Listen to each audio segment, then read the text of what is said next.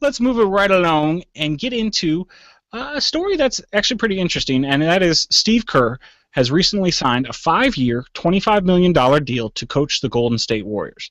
Now, they had recently fired Mark Jackson, who I still don't understand why they fired him. He just took a team that hadn't been really a legit team for a long time, a very young team right now, took them to the playoffs 2 years in a row, and both years, well, last year he made a little more of a splash, but this year still, he was playing against a great Clippers team, so bounced out in the first round. You can't really hate on him for that, but 50-win years in a row, and they fire this guy, which is just, remarkable, because if he was in the East, he would have been the third best team in the league. So it's kind of crazy that they fired him, but it's not that crazy that they brought in Steve Kerr. Now, Steve Kerr, you might know him from being the legendary sharpshooter from the Chicago Bulls.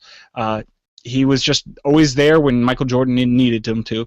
And recently he's been on TNT doing the color commentary for a lot of the playoff games that you've been watching. So he's going to find his home in Golden State. Now, this isn't why it's the big story. The big story is because his old mentor, coach, Phil Jackson, recently hired as the president of basketball operations up in New York for the Knicks, was recruiting him very hard. I mean, very, very hard. For the past month, he's been mentioning this guy's name as the next head coach of the New York Knicks, and it fell through. So, Zen Master, you didn't work your magic. I don't know what happened, buddy.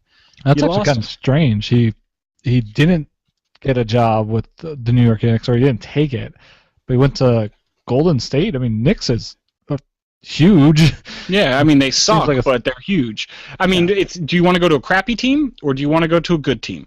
And I think he picked the right choice in going to a good team. Now, also, Steve Kerr, I'm sure this weighed on his mind.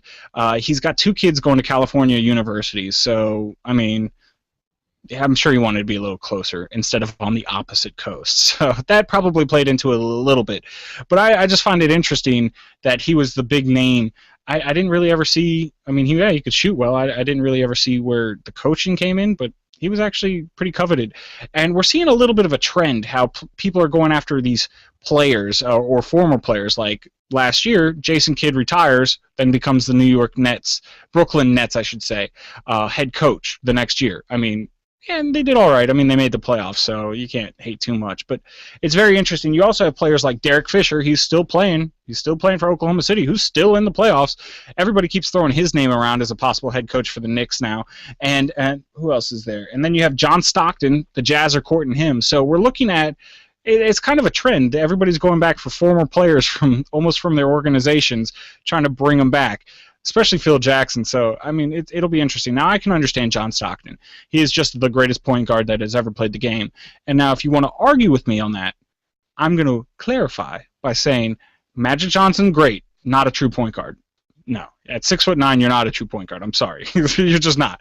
I mean, there's been great point guards out there, but these are more point guards who play the point but aren't a true point guard. So John Stockton, he's the career leader in assists and steals, and so you can't take it away from him. Those are the 2 most important stats for a point guard, and he was the record holder. So, yeah. Yeah. I remember when around the time that he retired, apparently the second most said phrase in the NBA playoffs was Stockton to Malone. So, yeah, I mean, you had a legendary duo going right there for about 20 years together, and actually, I think it's still one of the top 10 most said sports sayings of all time, Stockton to Malone. So, I mean, he probably had something like a couple thousand assists just to Malone by himself, and Malone definitely prospered with his career during that. Too bad they couldn't bring home a championship, but you win some and you lose some. They made it to a championship. But they made it to 2. Not quite. They made it to 2 in a row in the 97-98 seasons. They just happened to run into the buzzsaw that was Michael Jordan. So, I mean, what can you do? Michael Jordan wasn't going to lose to anybody. I really don't care who you put on any other team. Yeah, that's really what it was. I mean, the Bulls in the 90s. I mean, what are you going to do? Yeah, nothing at all. So good luck to you, Steve Kerr. I still think you're kind of crazy, Golden State, for firing Mark Jackson after he did a great job, but I'm sure that guy will land on his feet somewhere. Who knows? Maybe the New York Knicks? That would be kind of funny, actually, if that's how things. That would be. They just flip flopped. Okay, we were going to get him, but we'll take you now. So that could be a